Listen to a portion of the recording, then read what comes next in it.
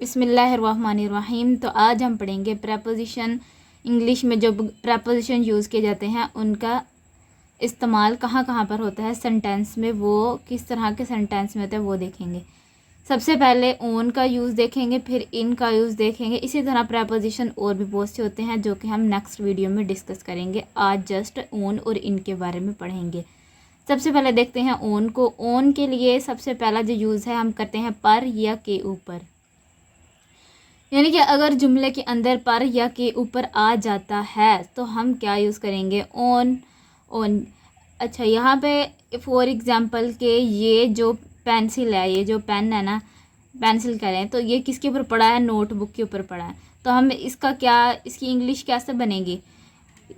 मैं कहती हूँ कि ये मेरा पेन नोटबुक के ऊपर पड़ा हुआ है, तो इसकी इंग्लिश कैसे बनेगी, my pain on the notebook.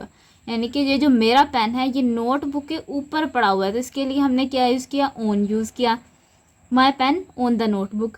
अच्छा, यहाँ पे सिचुएशन ये है कि जो भी चीज़ होगी ना, जो वो बेस जो होती है ना, बेस उसके ऊपर जो चीज़ पड़ी हुई है ना वो उसके साथ टच में होनी चाहिए। अगर तो वो टच कर रही है, बेस के ऊपर जो चीज़ पड़ी है वो टच कर रही है, तो इसका मतलब क्या है कि वो क्या हो गई है कि उसके लिए हम ओन का यूज़ करेंगे। यानी कि अब ये जो पेन था ना, ये कॉपी के साथ टच कर रहा था ना, ऐसा तो नहीं ना था ना, बगैर टच किए तो नहीं ना था। अगर टच कर रहा है, कोई भी चीज़ टच कर रही हो बेस के साथ, तो हम उसको क्या, उसके लिए यूज़ करेंगे ओन। ठीक है, तो पर जहाँ पर यूज़ हो या फिर के ऊपर जहाँ पर यूज़ हो तो उसे हम क्या कहेंगे, उसके लिए हम क्या यूज़ करेंगे, ओन यूज़ करेंगे। इसी तरह दिन, तारीख और त्यौहार के लिए भी ओन का यूज़ किया जाता है। डेट एंड फेस्टिवल के लिए भी ओन का यूज़ किया जाता है।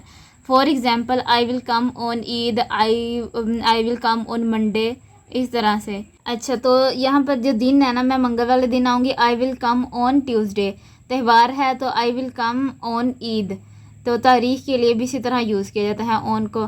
अब ऑन कोई काम करते रहना, जैसे कि एक काम है वो कंटिन्यूसली हो रहा है, उसी कंटिन्यूसली जो हो रहा है काम, उसके लिए भी हम ऑन का यूज़ करेंगे। जैसे फॉर एग्ज़ाम्पल हम कहते हैं कैरी ऑन, वो कह रहा है कि अपनी जो भी आप बात कर रहे हो उसे कैरी ऑन रखो, उसे जारी रखो, तो उसके साथ भी ऑन यूज़ हो रहा है ना, कैरी ऑन।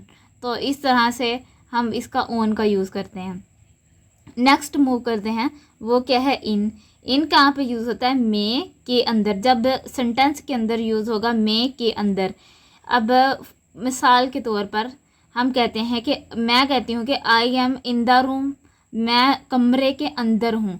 यानी कि कमरा है ना, किसी चीज़ के अंदर होने को हम, जब मैं जो है ना कमरे के अंदर बैठी हुई ना एक बंद चीज़ के अंदर, तो क्या होगा कि मैं अपने लिए क्या यूज़ करूँगी, I am in the room.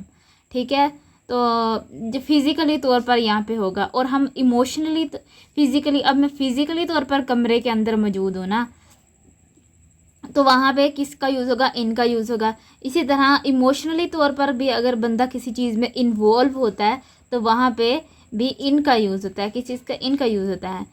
तो जैसे कि हम कहते हैं कि इमोशनली कैसे, जैसे कहते हैं मैं बहुत परेशान हूँ, I am in stress, I am in stress, तो वहाँ पर क्या यूज़ होगा कि बंदा एक स्ट्रेस के अंदर है, तो वहाँ पे इनका यूज़ होगा। तो ये इमोशनली हो गया। और किसी कमरे के अंदर है या किसी चीज़ के अंदर, किसी भी चीज़ के अंदर जो चीज़ होगी वो मतलब क्या होगी, इन वहाँ पे यूज़ होगा। इसी तरह साल, महीने या मंथ, साल, महीने, ईयर, मंथ के साथ भी क्या यूज़ होता है, इन यूज़ होता है। फॉर एग्ज़ाम्पल कि मैं पैदा हुई हूँ 2004 में, तो मैं क्या लिखूँगी कि आई एम बोर्न इन 2004। ठीक है, तो आई एम बोर्न इन 2004।